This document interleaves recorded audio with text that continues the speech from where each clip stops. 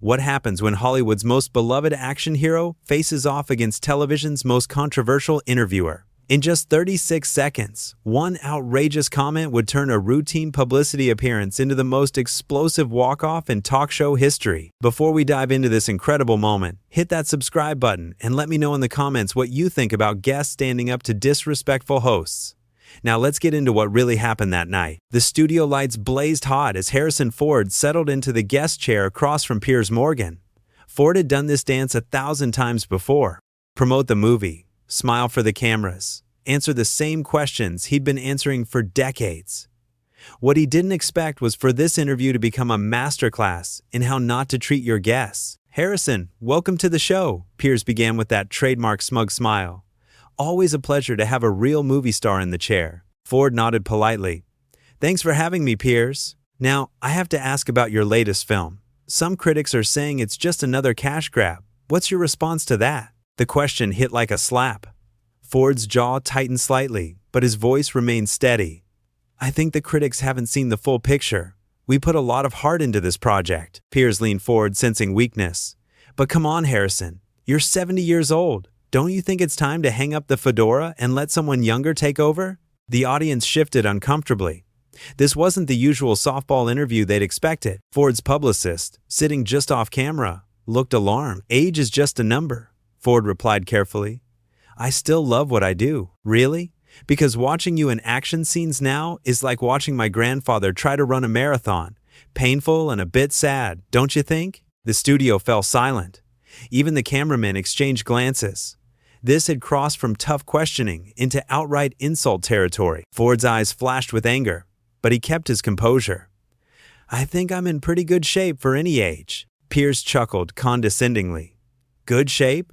Harrison, I've seen you struggle to get out of chairs during interviews. The days of Indiana Jones swinging from ropes are long behind you, mate." "I manage just fine," Ford said through gritted teeth. "Do you, though? I mean, your recent performances have been, how should I put this delicately, wooden, even more wooden than usual, if that's possible." The insult hung in the air like poison gas. Ford's hands clenched into fists on his lap. The man who had given audiences Han Solo, Indiana Jones, and countless other iconic characters was being humiliated on live television. "I think my work speaks for itself," Ford said quietly, his voice carrying a dangerous edge that anyone who knew him would recognize as a warning sign. But Piers Morgan wasn't anyone who knew Harrison Ford. He was a man drunk on his own power, convinced that his position as host gave him the right to say anything to anyone. Does it, though? I mean, let's be honest here. You've been coasting on past glory for what, 20 years now? When was the last time you actually tried in a role? Ford's publicist was now frantically making cutting motions with her hand, trying to get the producer's attention. This interview was spiraling out of control. "I try in every role I take," Ford replied, his voice getting quieter and more controlled. Those who knew Ford well would have recognized this as the calm before the storm. "Come off it, Harrison. You show up, you mumble your lines, you collect your paycheck. It's not exactly method acting, is it?" The audience was dead silent now. Even Piers' production team looked horrified at what their host was doing to one of Hollywood's most respected actors. Ford stared at Piers for a long moment, his eyes cold as ice. "Is there a question in there somewhere, or are you just here to insult me?" Piers laughed, apparently delighted that he'd gotten under Ford's skin. "I'm just trying to get some honesty out of you, mate. Something real instead of the usual publicity nonsense." "You want something real?" Ford asked, his voice deadly calm. "Absolutely. Give me some truth, Harrison." Ford nodded slowly, as if considering his words very carefully. The tension in the studio was thick enough to cut with a knife. Everyone sensed that something big was about to happen. "Here's some truth for you," Ford said, his voice barely above a whisper, but somehow carrying to every corner of the studio. "You're a bully who hides behind his microphone." Piers' smile faltered for just a moment before returning full force. "Oh, come now, Harrison. Don't be so sensitive. I'm just doing my job." "Your job is to interview guests, not attack them," Ford replied. "There's a difference between tough questions and cheap shots. I ask the questions that need to be asked. That's what makes good television." "No," Ford said firmly. "What makes good television is respect. Something you clearly know nothing about." The audience began to murmur. They could sense the interview was reaching a breaking point. Ford's publicist was now openly gesturing for him to wrap things up. But Ford wasn't looking at her anymore. His full attention was focused on the man across from him. Piers, perhaps realizing he'd pushed too far, tried to change course. "Look, Harrison, I don't mean any offense. I'm just trying to—" "You don't mean any offense?" Ford interrupted, his voice rising for the first time. "Everything you've said tonight has been offensive. Now you're just being dramatic. Am I? You've called me old, washed up, wooden, and implied I don't care about my craft. What part of that isn't offensive?" Piers shifted in his chair, suddenly looking less comfortable. "I'm just being honest about what I see. What you see is a man who's been in this business longer than you've been alive. A man who's earned some basic respect. Respect has to be earned, mate." Ford's eyes blazed. "Exactly. And you've earned nothing but contempt tonight." The studio atmosphere grew electric with tension. Piers Morgan, clearly rattled by Ford's direct challenge, but too arrogant to back down, doubled down on his aggressive approach. "Contempt? That's a bit harsh, don't you think?" Piers said, trying to regain control with a nervous laugh. "I'm just asking the questions that viewers want answers to." Ford leaned back in his chair, studying Piers with the intensity of a predator, sizing up prey. "No, you're asking questions designed to humiliate your guests. There's a difference. I'm a journalist, Harrison. It's my job to dig deep." "You're not a journalist," Ford replied coldly. "You're a shock jock with a fancy set." The audience gasped audibly. Ford had just delivered a devastating blow to Piers's carefully constructed persona. The host's face flushed red, but he pressed on. "Now, that's just insulting. I've interviewed world leaders, celebrities, presidents, and insulted most of them from what I've heard." Ford cut him off. "Your reputation precedes you, Piers." Piers' jaw tightened. He wasn't used to guests fighting back this hard. Most celebrities came on his show, desperate for publicity and willing to endure his provocations for the exposure. Harrison Ford was clearly not most celebrities. "I think you're being unfair," Piers said, his voice taking on a whining quality that made him sound petulant rather than authoritative. "Am I? Let's talk about fairness. Is it fair to invite someone on your show and then spend the entire time tearing them down?" "I'm not tearing you down. I'm having a conversation." Ford let out a bitter laugh. "This is your idea of conversation?" Most people call it harassment. The production team was in full panic mode now. The director was frantically signaling for a commercial break, but Piers waved him off. He was determined to win this battle of wills, even if it destroyed his show in the process. "You're being overly sensitive, Harrison. Maybe that's why your recent performances have lacked edge." Ford's eyes narrowed dangerously. There it is again. Another cheap shot disguised as insight. "I'm just making an observation." "Your observations are worthless," Ford said flatly. "You don't know me. You don't know my work. You certainly don't know what it takes to do what I do." Piers leaned forward aggressively. "What do you do? What exactly is that, Harrison? Show up and grunt through your lines?" The studio fell completely silent. Even the camera operator stopped moving. Everyone present knew they were witnessing something unprecedented. A Hollywood legend was being systematically destroyed by a talk show host drunk on his own power. Ford stared at Piers for a long, dangerous moment. When he spoke, his voice was so quiet that the microphones barely picked it up. "You have no idea what you're talking about, don't I? I've watched your movies, mate. The recent ones, anyway. Hard to miss the decline." "The decline?" Ford repeated slowly as if tasting the words. "Is that what you call a 40-year career in Hollywood?" "I call the last 20 years a victory lap that's gone on too long." Ford's hands gripped the arms of his chair.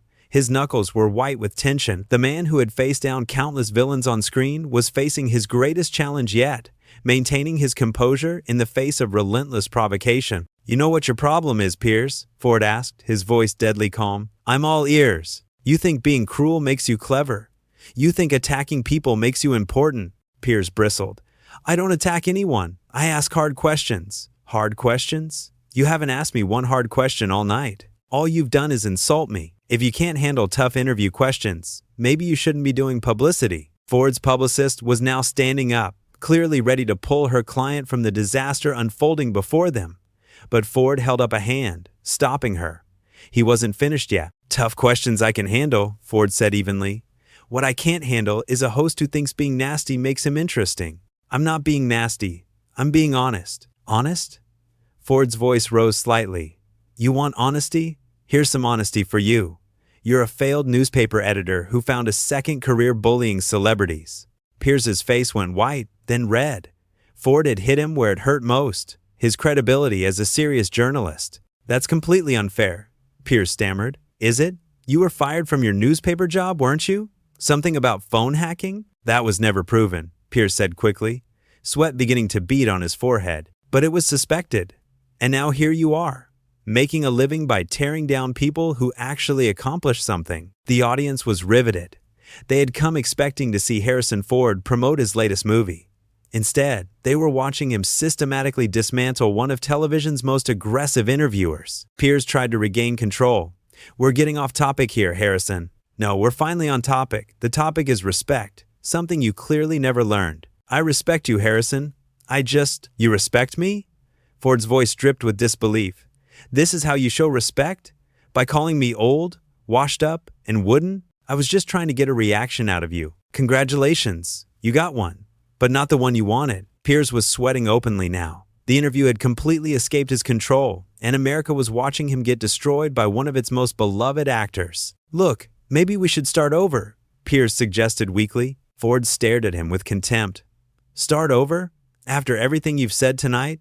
I don't think so. Come on, Harrison, don't be like that. Like what?